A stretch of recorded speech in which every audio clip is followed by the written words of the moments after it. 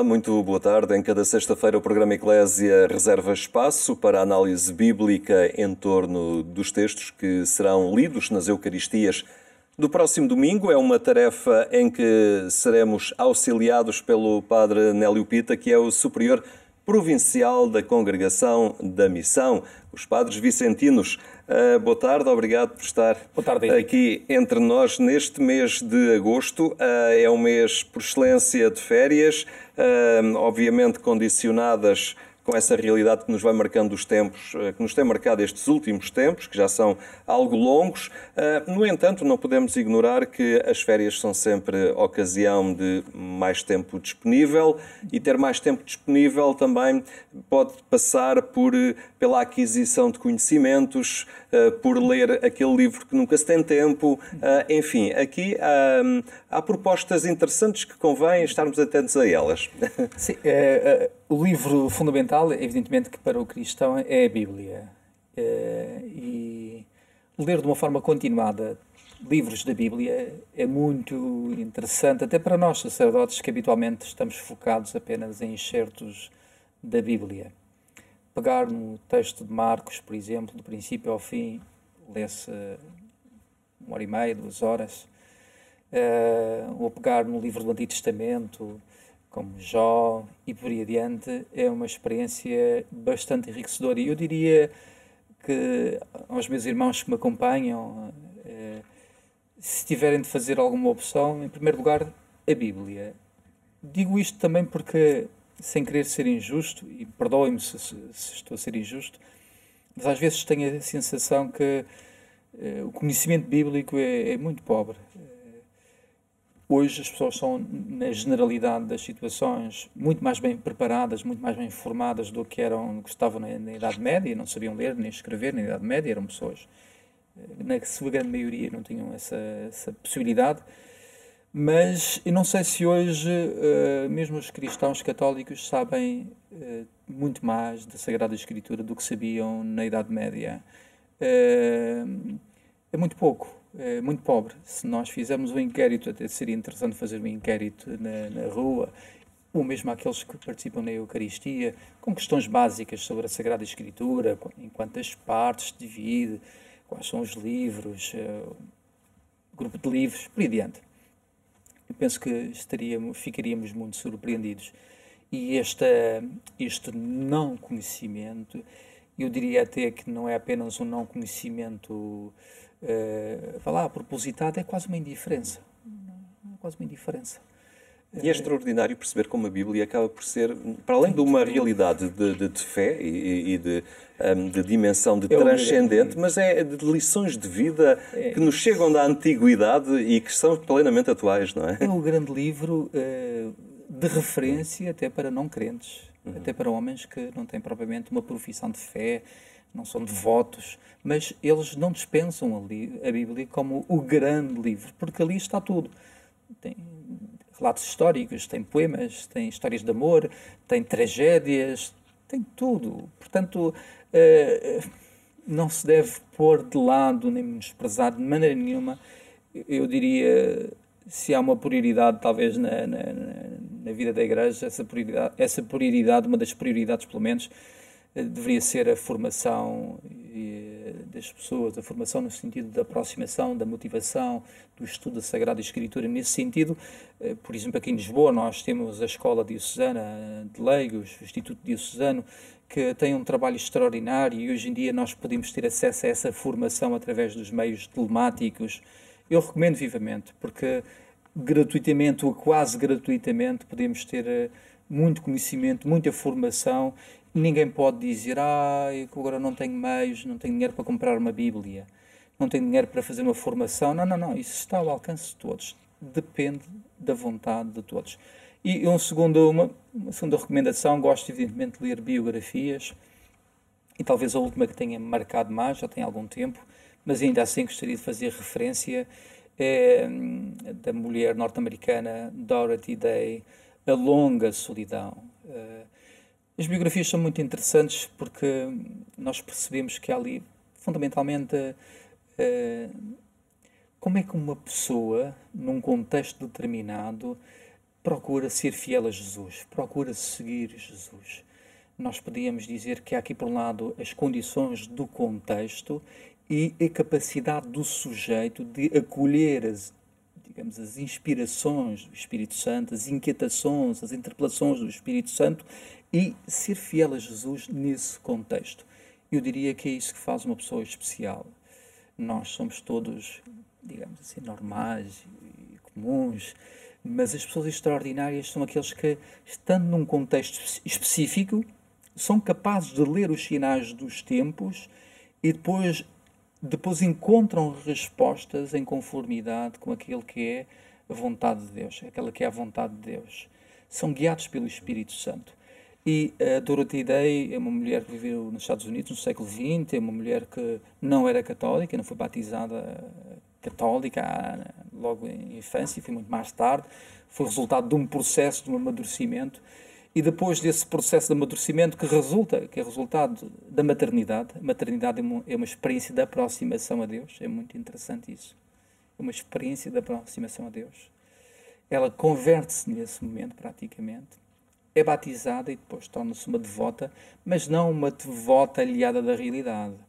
Não uma devota preocupada com a sua perfeição espiritual, em não se sujar, não se tornar impura, como vamos ver nas leituras de hoje. É uma devota que trabalha pela causa social, é uma devota que cria estruturas para socorrer os mais pobres, os loucos. É uma devota que inquieta a própria Igreja, que ainda hoje continua a inquietar a própria Igreja.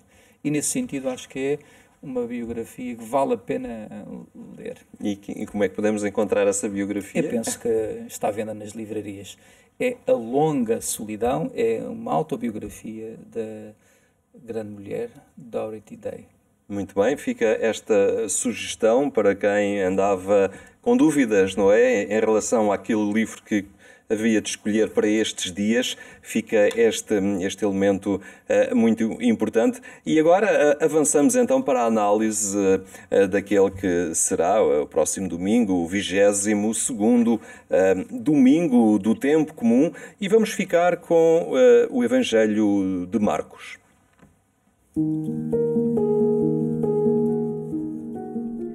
Naquele tempo, reuniu-se à volta de Jesus um grupo de fariseus e alguns escribas que tinham vindo de Jerusalém. Viram que alguns dos discípulos de Jesus comiam com as mãos impuras, isto é, sem as lavar. Na verdade, os fariseus e os judeus em geral não comem sem ter lavado cuidadosamente as mãos, conforme a tradição dos antigos. Ao voltarem da praça pública, não comem sem antes se terem lavado. E seguem muitos outros costumes a que se prenderam por tradição, como lavar os copos, os jarros e as vasilhas de cobre. Os fariseus e os escribas perguntaram a Jesus: por que não seguem os teus discípulos a tradição dos antigos e comem sem lavar as mãos? Jesus respondeu-lhes: bem profetizou Isaías a respeito de vós, hipócritas, como está escrito: este povo honra-me com os lábios, mas o seu coração está longe de mim. É vão o culto que me prestam, e as doutrinas que ensinam não passam de preceitos humanos. Vós deixais de lado o mandamento de Deus para vos prenderdes à tradição dos homens. Depois, Jesus chamou de novo a si a multidão e começou a dizer-lhe: escutai-me e procurai compreender. Não há nada fora do homem que, ao entrar nele, o possa tornar impuro. O que sai do homem é que o torna impuro, porque do interior do homem é que saem as más intenções, imoralidades, roubos, assassínios, adultérios, cobiças, injustiças, fraudes, devassidão, inveja, difamação, orgulho, insensatez. Todos estes vícios saem do interior do homem e são eles que o tornam impuro.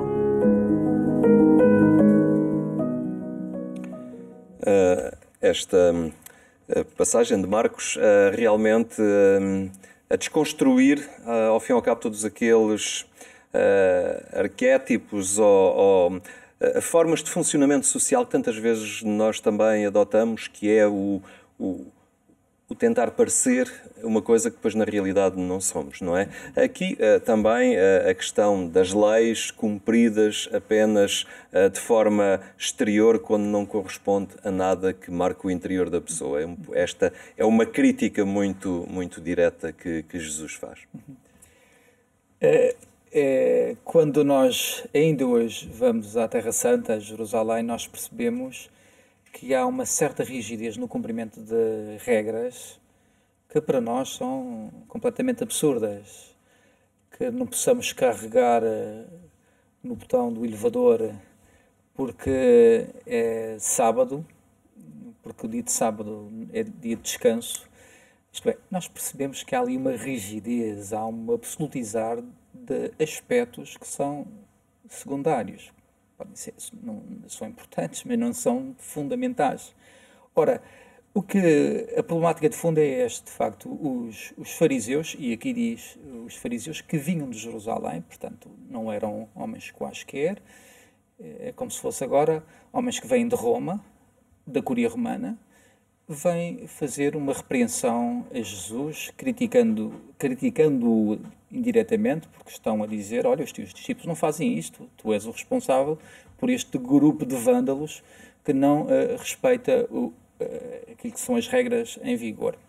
Na origem, parece que destas regras está o costume dos sacerdotes lavarem as mãos no templo depois dos sacrifícios.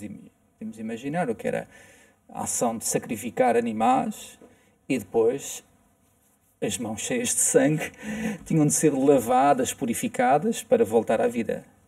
Num segundo momento, esse princípio, unicamente destinado aos sacerdotes, vai ser generalizado para a salvaguarda das pessoas.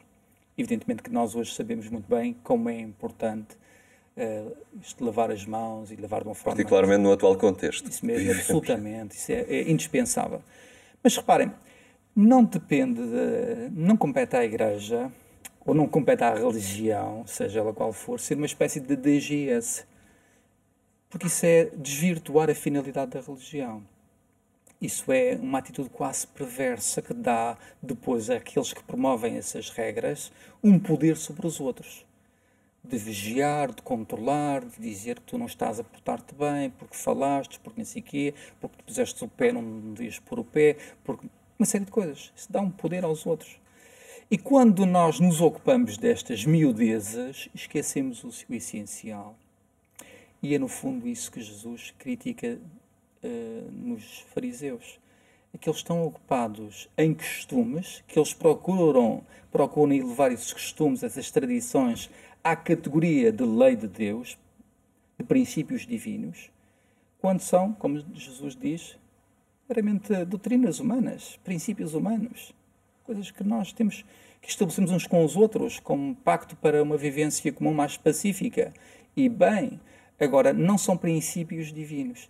E, de novo, quando nós nos detemos nesses princípios, nessas coisitas, depois esquecemos o essencial. E o essencial da religião, a palavra religar, a religião, é uma experiência de ligação ao Senhor, de levar o Senhor, de facto, com o coração puro, de estar em comunhão com Ele, de procurar fazer o bem. E acho que isto acontece na realidade, pode acontecer, não é por acaso que a palavra de Deus é intemporal. Nós, Igreja, podemos perder imenso tempo com aspectos secundários, seja na área da liturgia, com paninhos, com rendas, com a qualidade da cera, com o pavio da vela. Podemos gastar imenso tempo em questões morais, se a pessoa devia estar ou não devia estar, fazer ou não devia fazer, que eu agora não quero entrar em pormenores, mas são questões morais. Não vou dizer que não sejam importantes, mas são essenciais para a relação com Deus, promovem a experiência de encontro com o Senhor, tornam-nos servos dos outros, deixa muito a desejar. E nós temos de ter essa capacidade de pedir ao Senhor que nos ajude a fazer um discernimento regular para que a Boa Nova seja de facto Boa Nova e não o anúncio de medidas que funcionam quase como um coleto de forças para os outros. E depois não perder de vista essa dimensão também importante, que é aquilo que sai de nós para os outros. Sim. É que realmente determina quem nós somos. Sim, e nos torna realmente impuros. Isso mesmo. O que faz uma pessoa digna ou indigna não é se alguém me insulta, por exemplo, diz 1000 coisas a meu respeito. O que me torna indigno, impuro, é aquilo que eu deixo crescer dentro de mim, os maus pensamentos, tudo aquilo que Jesus diz no Evangelho de hoje. Isso é que me torna uma pessoa impura, indigna, inaceitável. E é por isso que a Igreja também diz, olha, estás numa situação que deves recorrer ao sacramento da reconciliação para reingressares na Igreja. Estás, digamos assim, impuro. E isto é importante para nós. Nós percebemos que o mal não vem de fora, ou pode ser suscitado por fora. Evidentemente que há fatores exteriores que despertam em mim o mal, mas se eu deixo que esse mal cresça, se eu dou alimento a esse mal, então torno-me indigno. Muito bem, avançamos. A primeira leitura do livro do Deuteronômio fala-nos também de leis e preceitos, estes dados ao povo num primeiro momento. É um povo liderado por Moisés. Realmente era necessário naquela época também configurar e dar um sentido de corpo a este povo, um sentido de povo, digamos assim, e aqui a importância também das leis e dos preceitos na medida em que eles podem configurar este grupo e identificá-lo mais com este Deus que seguem. Sim, isso mesmo, Henrique. Digamos, a escuta da palavra configura, dá uma identidade de grupo única àquele povo. Mas para isso, e é por isso que é muito importante esta palavra de abertura, escutai Israel, escuta Israel. E claro, nós somos o novo Israel.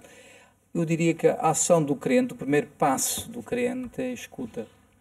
E a escuta não é uma escuta apressada, uma escuta a despachar, mas é uma escuta de quem deixa a palavra fazer o seu caminho, no seu ritmo próprio, essa viagem do ouvido até ao coração, depois do coração até à cabeça, depois da cabeça até aos pés, depois do meu ser todo até à sociedade. Eu tenho que dar tempo que essa palavra faça o seu trabalho dentro de mim. Escutar é a primeira, digamos, é a primeira regra. Escuta Israel.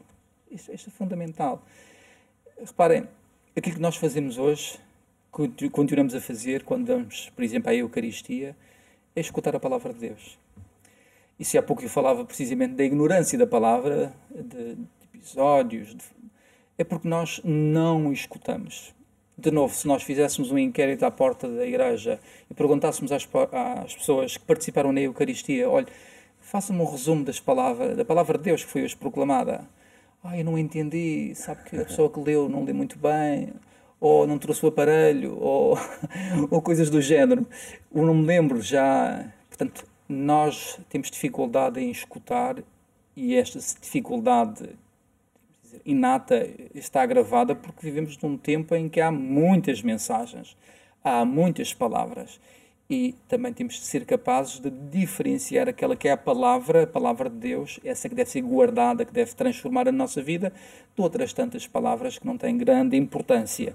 Esta palavra faz uma promessa de bênção que está condicionada à obediência, isto é, se o povo obedecer a estas leis, se escutar, se pôr em prática, vai ser um povo exemplar, vai ser um povo que tem uma função inspiradora para outros povos. E nós sabemos disso. Nós às vezes falamos de outros povos que nós consideramos mais evoluídos, mais disciplinados, mais bem-sucedidos e dizemos, é pena que o povo português não seja assim.